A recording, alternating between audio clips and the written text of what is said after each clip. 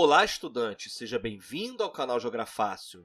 Neste conteúdo vamos compreender as diversas fases da industrialização no Brasil, desde o período colonial, passando pela mudança do eixo econômico pela crise de 1929, pelos governos de Getúlio Vargas, Juscelino Kubitschek, pelos governos militares e chegando ao período da redemocratização dos anos 1980 até as perspectivas para o século XXI. Quando o Brasil era colônia de Portugal, as fábricas não existiam e até foram proibidas pelo Pacto Colonial. Coube ao Brasil, quando colônia, de produzir matérias-primas para as fábricas portuguesas da época. Mesmo após a sua independência, o Brasil continuou como um país produtor de commodities agrícolas. Até o início do século XXI, apenas 4% da mão de obra eram de trabalhadores das indústrias, que produziam bens de consumos não duráveis, como tecidos, calçados e alimentos.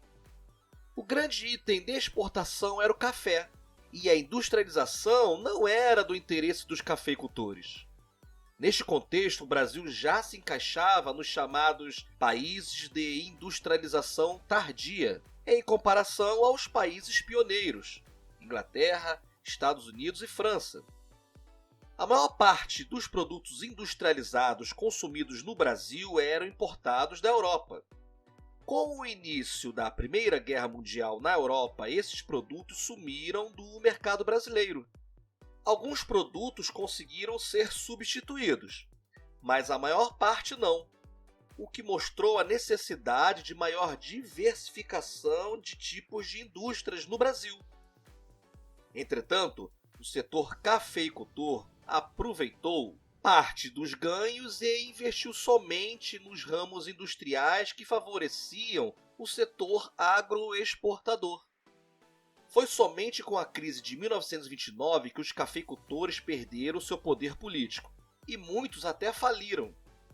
O governo então se viu obrigado a intervir e promover uma profunda mudança do eixo econômico brasileiro. Antes de economia agroexportadora, passaria a ser urbano-industrial, com maciços investimentos estatais. Havia começado, nesse momento, a Era Vargas. Com os recursos estatais foram criadas as chamadas indústrias de base, que são aquelas que darão origem a várias outras indústrias.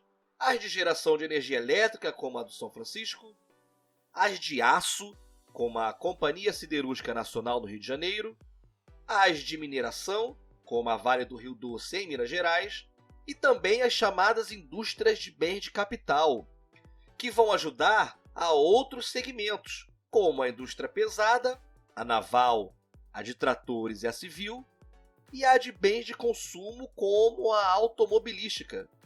A Fábrica Nacional de Motores no Rio de Janeiro é um exemplo. O Brasil saltava de 13 mil fábricas em 1920 para 43 mil fábricas em 1939. Com a Segunda Guerra Mundial, o mercado brasileiro passou novamente por escassez de produtos industrializados, o que forçou o governo a promover a substituição das importações, ou seja, que as fábricas brasileiras passassem a produzir os produtos comprados na Europa, a fim de diminuir a dependência de mercadorias estrangeiras. Ainda assim, os poucos produtos substituídos não apresentavam a mesma qualidade dos produtos importados. Na década de 1950, a população urbana cresce e a indústria brasileira se diversifica entre os setores naval, químico, farmacêutico, automobilístico e o de eletrodomésticos. É nesta década que as empresas estrangeiras começam a instalar suas fábricas no território brasileiro. Começa então o governo Juscelino Kubitschek.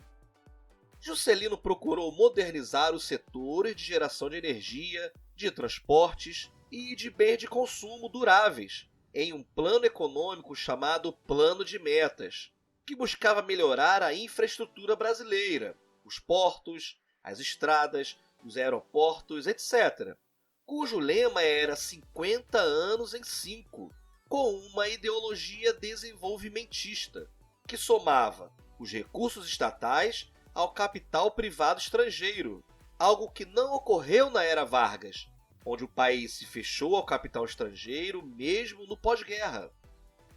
Os problemas políticos na década de 1960 conduziram os militares ao poder.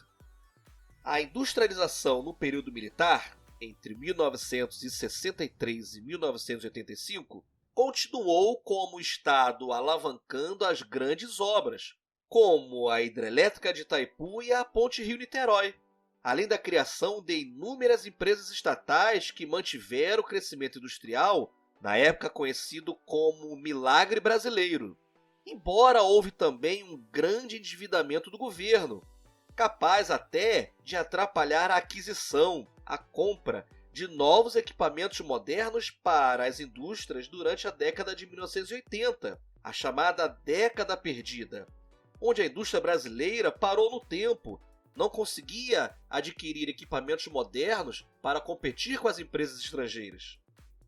Com a redemocratização da política em 1985 e a abertura econômica que se seguiu em 1990, as indústrias brasileiras tiveram grandes dificuldades para superar a concorrência dos produtos estrangeiros, justamente pela dificuldade de aquisição de máquinas citadas anteriormente.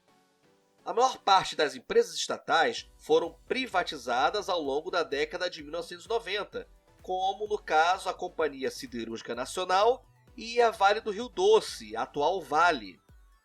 Com a chegada dos anos 2000 e a globalização da economia, a indústria se junta aos centros de pesquisa e universidade, formando os chamados tecnopolos.